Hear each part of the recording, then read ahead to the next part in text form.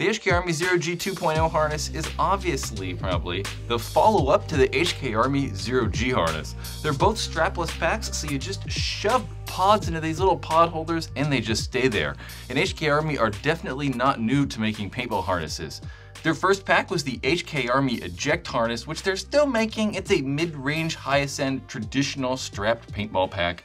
Then they have the Hostile line, which is their more budget value line of harness, which start at $40. Then they have their newer high-end MagTek strapped harness that uses magnets to actually keep the pod flaps closed rather than traditional Velcro, like we're seeing on normal packs. We'd say like that Eject or the HK Armor Hostile line. And then there's also the Zero G harnesses. The Zero G harnesses are really some of the more popular and desirable strapless packs out there. The first thing that I noticed right away about the Zero G 2.0 is using the same back pad and belt system that HK are using in their new MagTek harness.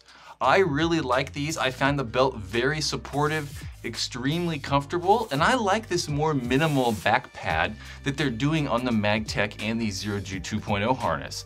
I'm not really a fan of some of the harnesses out there that have a really huge like lumbar support back pad area, as I think it moves the harness a little bit further off your body and then kind of doesn't make it as stable. And I personally kind of prefer this more minimal streamlined style. I feel that I can I don't know, I just feel like the pack is like on my body a little bit more and I can like feel it.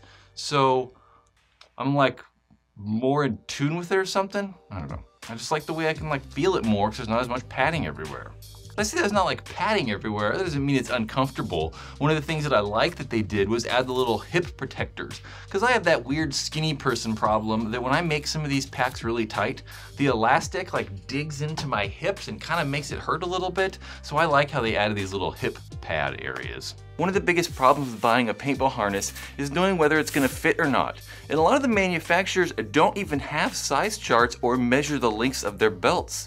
So what I did was took this HK harness along with some other ones, measured the lengths of the belts, and then kind of estimated how much the belt actually stretches. And you can see this HK Zero G 2.0 harness that we're talking about in the review, that 4-pack, measures out at 46 inches in length, and then I gave it a stretch factor of 3.5. So that stretch factor is me taking one side of the belt, so just the left side or the right side of the belt, stretching it, and then that one side stretched about 3.5 additional inches, kind of at normal tension that you'd be wearing the belt at. And then next to the stretch factor is the total length. And for this HK Army Zero G 2.0 in the 4 harness, we can see that it comes out to be 53 inches.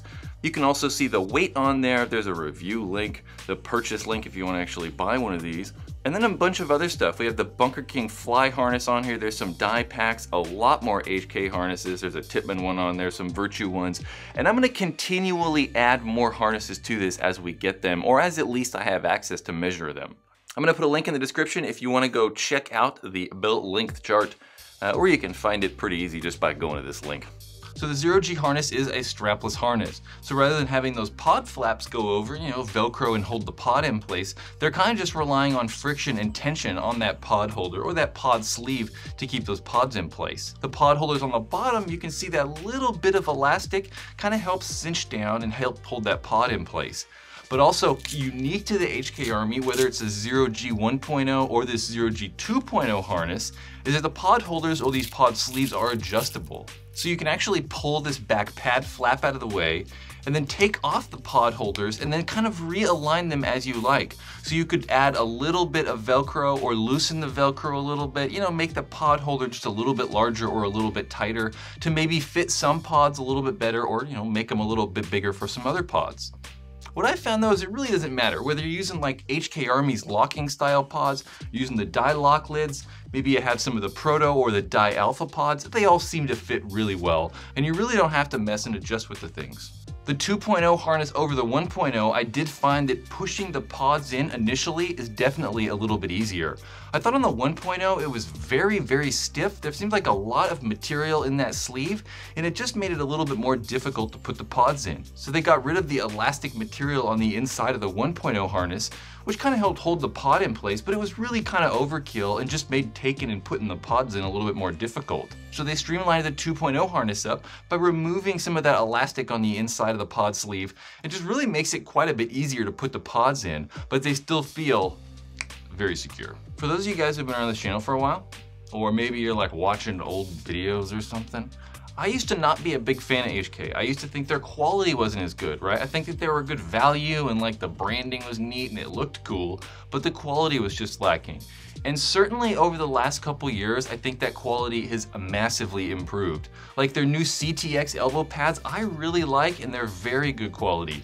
That MagTek magnetic pack that we talked about a couple months ago is really nice. And then now with this Zero G 2.0 harness, I think their quality's really improved. Like it's not like, 700 times better or anything, but I would say that like, you could say that like it's 20 to 30% better, this Zero G 2.0 harness over that 1.0 harness. The materials feel better, it feels better constructed, better sewn together, just nicer. I think that's a good thing though, because these packs have seen a price increase. So right now they're starting at $90, whether that's for the 3 or the 4-pack, and you are adding $5 more if you want to add on the 5-pack. So they're getting up there in price, but we're kind of starting to see that, right? I think you're gonna probably start seeing more packs in that $90 to $100 range. Carbon kind of started that with their SC harness, selling that thing for $140, and now we're seeing more companies like Bunker King and now HK Army kind of reaching that $100 pack price. I still don't think that's bad. I think for some of these very high quality products that are lasting for years, $100 really isn't that bad. So the Zero G 2.0, I like it. I think for strapless harnesses, it is one of the better options out there. Definitely very well made, fits my body good, holding those pods good. You got some color options, you got some size options. If you want to buy one of these Zero G 2.0 harnesses, definitely check out the links below, as clicking them and buying them there, helps support this channel a little bit.